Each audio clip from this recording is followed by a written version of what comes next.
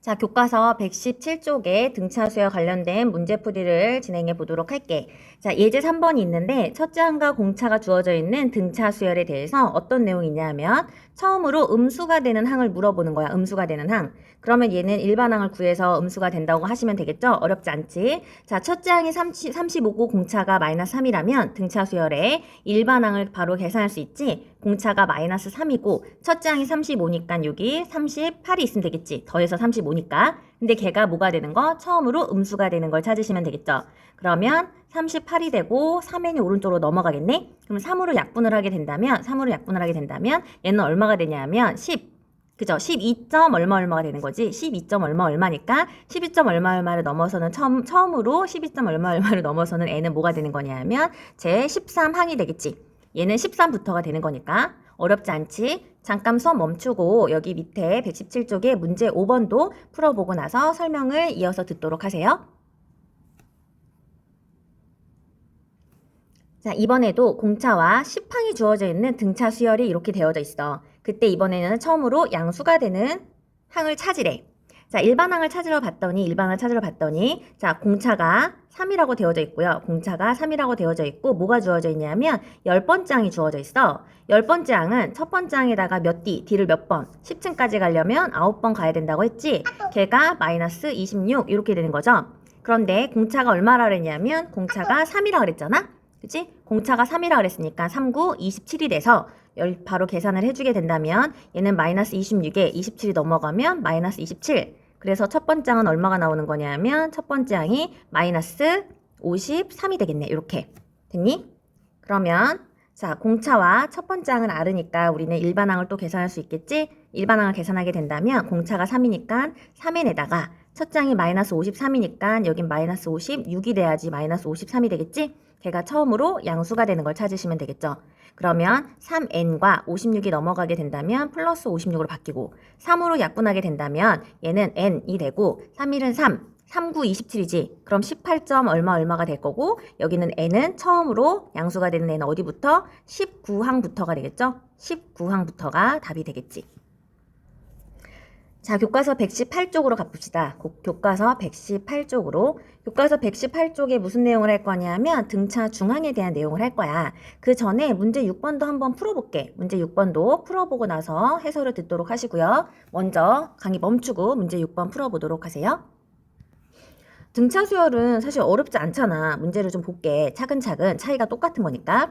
자, 문제를 먼저 보면 자, 문제에서 뜀트리 그림이 나와져 있는데 1단의 하단폭이 45, 1단에 여기가 45라는 거야. 1단이 45, 6단의 하단폭, 6단이 어디까지 갈 거냐면 60이 간다는 거지. 근데 각 단의 하단면의 폭이 1단부터 각 단에 이게 중요하지. 등차 수열, 순서대로 등차 수열을 이룬다잖아. 그러면 시키는 대로 해봅시다. 자, 1단의 폭이 45였어. 2단은 몰라. 3단, 4단, 5단 모르는데 6단의 폭이 60이 된 거 아니니 이렇게? 그치? 근데 여기서 중요한 거는 이렇게 이 쌓여지는 순서가 무슨 수열을 이룬다? 등차 수열을 이룬다는 거잖아. 그럼 45에서부터 60까지 커지려면 얼마큼 커져야 되냐면 15만큼이 커져야 되는 거지. 그런데 똑같이 한 번, 두 번, 세 번, 네 번, 5번을 똑같이 걸쳐서 커져야 되는 거잖아. 5번을. 그럼 한 번에 몇씩 커진 거니? 3씩 커진 거겠지? 3 커져서 여기가 48, 또 3 커져서 51, 3 커져서 54, 3 커져서 57, 3 커져서 60 이렇게 된다는 거지? 그럼 답이 나왔잖아. 3단에 해당하는 거는 얼마? 3단은 51cm가 될 거고 5단은 57cm가 되겠죠. 어렵지 않지? 등차 수열이었어. 자, 등차 수열에서 나오는 등차 중항에 대해서 한번 보려고 합니다. 등차 중항.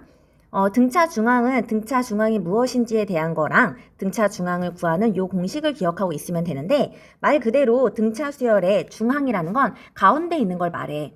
자, 문제로 여기 교과서 내용으로 가볼게. 숫자가 몇 개 있냐면 3개가 있는 거야. A, B, C 숫자가 있고 이게 순서대로 무슨 수열을 이루냐면 등차 수열을 이루는 거지. 이 순서대로 등차 수열일 때 그 가운데 있는 얘를 뭐라고 부르는 거냐면 이 가운데 있는 요 녀석을 등차 수열의 중간에 있는 항이라서 등차 중항이라고 부르는 거지. 됐니? 등차 수열의 중간에 있는 항. 자, 등차 수열의 중간에 있는 항은 이렇게 보시면 되죠. 등차 수열이라 한다면 자, 여기 봐. A랑 B랑 C 이렇게 이게 등차 수열이야. 근데 그 중에 누구를 등차 중앙이라 할 거냐면 그 중에 여기 가운데 있는 요 수를 주인공으로 본다는 거지. 자, 요 B를 기준으로 했을 때 그 앞에 있는 애는 얘는 무슨 수열? 얘가 등차 수열이잖아. 등차 수열이잖아. 등차 수열이잖아. A를 기준으로 한다면 A에서 B까지 가려면 더하기 D가 되겠지. A에서 C까지 가려면 D가 더하기 2D가 되겠지. D가 두 번이니까. 근데 얘는 A를 기준으로 보는 거잖아. 근데 우리는 누구를 기준으로 볼 거냐면 등차 중앙 가운데 있는 얘를 기준으로 본다는 거지. 가운데 있는 등차 중앙을 기준으로 본다면 여기서 C로 갈 때는 여기다 C로 갈 때는 여기는 C는 B에다가 등차만큼을 더한 거지. 그치? 하나 한 칸 뒤로 간 거니까. 자, 여기서 A로 갈 거면 여기는 A라는 숫자는 B에다가 D만큼을 뺀 거 아니야? 되겠니? 그치? 됐니? 그러니까 A랑 C는 B를 기준으로 하면 여기는 더하기 D, 여기는 빼기 D라는 거잖아. 대칭인 거지, 대칭. 가운데로 딱 대칭. 그러니까 어떤 식이 나오냐면 A랑 C를 더하게 된다면 B를 기준으로 했을 때 얘는 빼기 D고 B를 기준으로 했을 때 더하기 D가 되기 때문에 D가 이렇게 사라져서 여기가 2D가 나오게 된다는 거지. 그래서 이 B가 나오게 된다는 거지. B가. 그래서 B를 기준으로 정리하게 된다면 2분의 A 더하기 C라는 요런 식이 등장을 하게 될 거고 얘가 바로 등차 중항이자 평균처럼 생각하면 되겠지. 되겠니? 자, 요렇게 보면 돼. 만약에 2, 자, 2, 여기가 7, 그러면 여기가 12, 요런 수열이 있어. 등차 수열이야. 그러면 더하기 얼마씩 때는 더하기 5씩 때는 등차 수열이겠지. 더하기 5씩 때는. 그런데 그때 요 가운데 있는 요 녀석이 바로 등차 중앙에 해당할 거고 요 7을 계산하려면 2랑 12를 더해서 나누기 2 평균 가운데점 중점의 좌표도 똑같지. 그치? 우리가 점의 중점의 좌표도 두 개를 더해서 나누기 2 하잖아. 해서 구할 수 있다는 등차 중앙은 중앙이자 우리가 알고 있는 중점이다. 또 우리가 알고 있는 두 개에 해당하는 평균이다. 이걸 모두 다 말하는 내용이 해당돼. 등차 중앙에 대해서 양쪽 걸 더해서 나누기 2 한다로 기억해 두시고요. 문제로 와서 볼게. 문제 7번을 잠깐 강의를 멈추고 직접 풀어보도록 하세요. 자, 문제 7번의 1번. 여기서의 가장 포인트는 얘가 무슨 수열이다? 등차 수열이다 라는 게 포인트야. 등차 수열이라는 말이 없으면 못 구하잖아. 등차 수열이래. 등차 수열이라고 했어. 그러면 2를 기준으로 등차라는 거지. 그럼 여기는 A라는 거는 2 더하기 8 나누기 2를 한 얼마? 2분의 10이 돼서 5라는 거지. 5. 그러니까 이 수열은 어떤 모양? 2, 5, 8 몇씩 커지는 거니? 몇씩? 3씩 커지는 거지? 그럼 그 다음에 있는 건 얼마가 되는 거니? 11 이렇게 구할 수 있는 거지. 그러면 A는 5, B는 11 이렇게 찾아주시면 되겠죠. 이게 등차 수열의 등차 중앙을 이용하시는 거고요. 마찬가지 자 이렇게 봤을 때 요 세 개를 갖고 오게 되면 두 개를 모르니까 못 구하지만 어느 부분? 이렇게 갖고 와야겠지. 뒷부분. 지금 여기 뒤에 있는 요 부분을 갖고 오게 되면 B를 계산할 수 있잖아. 얘가 등차 중앙이니까. 자, 여기는 B를 계산하려면 마이너스 7과 마이너스 19를 어떻게 해서 더해서 중점을 계산해 주시는 거죠. 그래서 계산하게 되면 2분의 마이너스 26이니까 약분하면 마이너스 13이지? 그러니까 어떤 수열이냐면 A 마이너스 7 마이너스 13 마이너스 19라는 수열이잖아.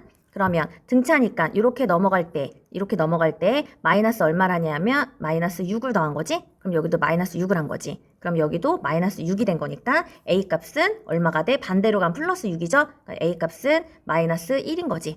마이너스 1에서 마이너스 6만큼 띄어서 마이너스 7이 된 거니까. 되겠니? 등차 수열과 관련된 등차 중앙 내용이었습니다. 자, 밑에 증명하기라는 내용이 있는데 이 증명하기는 내가 이미 우리 등차 수열 설명하면서 공식에 대해서 언급을 해줬던 내용이야. 자, 보는 방법 보겠습니다. 어떤 수열이 있는데 그 수열이 이런 식의 모양이 주어져 있지? 자, 이 모양 해석하는 방법 보자. 얘는 n 플러스 1번째 항을 말하고 얘는 n번째 항을 말해. 그러니까 얘네들은 이런 거지. 얘가 만약에 5번째 항이면 그 다음 번인 게 6번째 항.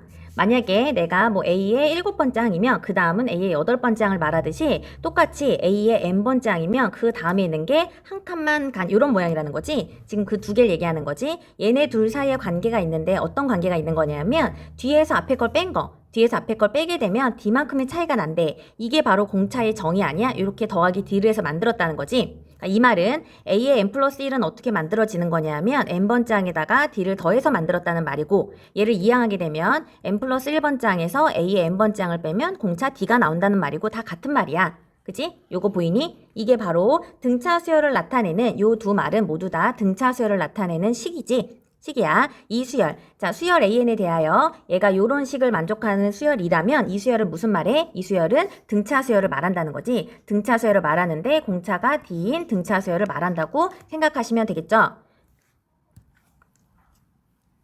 자, 그래서 2번 내용을 보면 여기 2번 내용을 뭘 얘기하는 거냐면 내가 요 얘기 했잖아. 자, 등차 수열의 일반항은 어떤 모양이다? 1차식의 모양이라는 거지. 등차 수열에서 일반항은 어떤 모양이라고 했냐면 여기에 뭐가 들어가? 여기에 공차에 n 더하기 여기 이렇게 들어갔지? 근데 이거 두 개를 더하면 뭐가 나왔다? 첫 번장이 나왔다는 거지. 이런 내용 얘기했었어. 지금 요 내용에 대한 식이 지금 요 내용을 얘기하고 있는 거야. 요게 그 같은 말이야. 자, 등차 수열의 일반항은 요런 모양이면서 그 수열은 공차가 P. 얘가 지금 공차라는 거지? 지금 여기 앞에 있는 얘가 지금 공차가 P인 등차 수열을 얘기하는 거다 하고 증명해 보자라고 되어져 있는데 증명까지 하지 않아도 요 내용을 살짝 기억해 놨으면 해서 요거를 이미 수업 시간에 한번 언급을 했던 거였어.